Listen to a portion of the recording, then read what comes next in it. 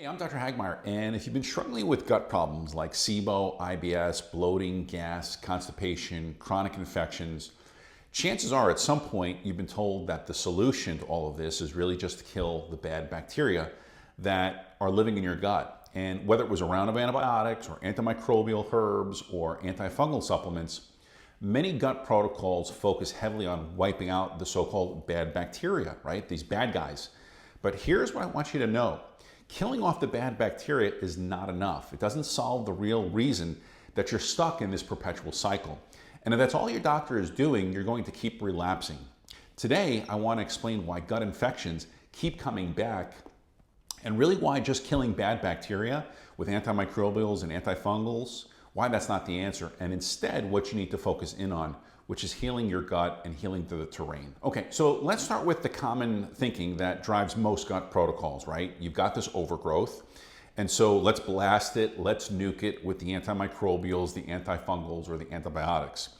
And it's true, for some people, this can bring some temporary relief, right? Symptoms go down, bloating reduces, and it feels like the problem is solved. But within weeks or even months, these symptoms come back, right? They've returned. Why? Well, because the gut is not just a battlefield. It's an ecosystem, it's a rainforest, it's a complex and delicate microbiome that really needs balance, not just eradication. And most gut protocols completely ignore this reality. They focus on destruction, not restoration. And without restoring this ecosystem, those infections, well, guess what? They keep coming back. So instead of asking, how do I kill the bad bacteria? You really need to be asking, what made my gut a place where these bad bacteria could thrive in the first place, right? Because a healthy, diverse microbiome doesn't get hijacked. It's not taken as a hostage, right? You see, pathogens like Candida and Klebsiella and Pseudomonas and H. pylori, they don't just appear out of nowhere, right? They take root in a gut that's already weakened, imbalanced, or inflamed. And so the question that we need to ask ourselves is, what's weakening your gut? And that's where we need to shift our attention. So one of the most overlooked pieces of gut health is secretory IgA, also known as SIGA. And that's because this is your gut's first line of immune defense in your intestinal mucosal lining. It really acts like a bouncer, if you will. It prevents pathogens from attaching to the gut lining and the gut wall and taking over. But here's the problem. Most people with chronic gut issues will have very low secretory IgA levels. And when your secretory IgA levels are low, you lose your natural defense system, right? Bacteria and yeast multiply, biofilms are formed, and your gut just becomes more vulnerable to these repeated infections. So unless you address the underlying reasons why that secretory IgA is depleted, like stress, inflammation, mold exposure, overuse of antibiotics, and nutrient deficiencies, this cycle just keeps getting reinforced no matter how many times you take antibiotics and antimicrobials. Let's talk about the importance of short-chain fatty acids like butyrate, acetate, and propionate. Again, these are going to be produced when bacteria, good bacteria, ferment fiber and prebiotics. I want you to think about these as fuel for your cells. They also help lower intestinal inflammation. They help strengthen your gut barrier. They promote immune tolerance, which is something very important. I did an entire video on this as it relates to food allergies and food sensitivities. But if your gut lacks these acids, your immune system becomes overreactive. Your gut lining weakens. Pathogens now sneak through where they don't belong. But again, low levels of secretory IgA and low levels of these short-chain fatty acids, these are the hallmarks for dysbiosis. And they don't get fixed by killing microbes. They get fixed by feeding the beneficial ones and diversifying this microbiome. Here's one more piece of the puzzle, which is digestion itself. Poor stomach acid, sluggish bile flow, pancreatic enzyme insufficiency, these all lead to poor digestion of food, which then becomes fuel for bacteria. Even worse, improperly digested proteins can inflame your gut lining, and this in turn can trigger an immune response. And then there's mucosal tolerance, right? Your gut's ability to distinguish between friend and foe.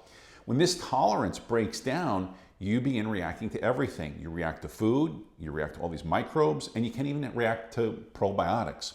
So rebuilding this mucosal tolerance is going to be a key part of a resilient gut health. And again, this comes from nourishing and regulating, not nuking. All right, so let's connect some of the dots here, right? You go on a protocol, you kill the bacteria or the yeast, you feel better for a little bit, period of time, but you never rebuilt your secretory IgA levels. You never restored levels of short-chain fatty acids. You never healed your lining or addressed stress or vagus nerve dysfunction. And the terrain, well, it remains the same.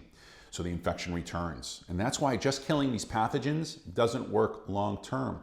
Killing these bad bacteria is easy, but the real work lies in rebuilding your gut microbiome. All right, so moving through all this, here's what I want you to focus in on as far as getting your health into a better state, right? Number one is test, don't guess, right? Run a comprehensive stool test to look at your secretory IgA levels, your microbial balance, your short-chain fatty acid levels, your inflammatory markers, your digestion markers, your pathogens, your commensal bacteria. Address why your immune system is weak in the first place. Again, if it's chronic stress and high cortisol levels, or it's mold or biotoxins, if it's trauma and just burnout, if it's deficiencies, again, rebuild the terrain, support your IgA production, use short-chain fatty acids like butyrate, heal a leaky gut, support digestion, again, improve that microbial diversity.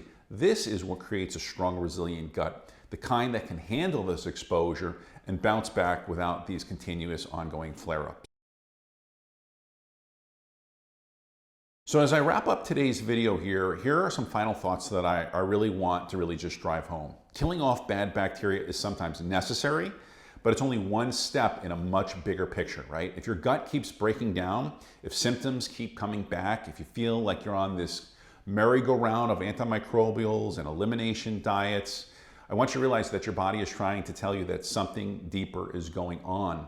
And it's not about more killing, it's about more healing. And if you're ready to move beyond the kill protocol and rebuild your gut for good, what I'd like you to do is visit my website to learn more about what I do and the kinds of patients that I work with. I also have a free ebook on my website that you'll want to download on gut health. And if you like today's video, after giving it a thumbs up and subscribing to this channel, here's another video that I think you're going to get a tremendous amount of value from. I want to thank you for watching. I'm Dr. Hagmeyer, and I'll see you in the next video, either this one or this one.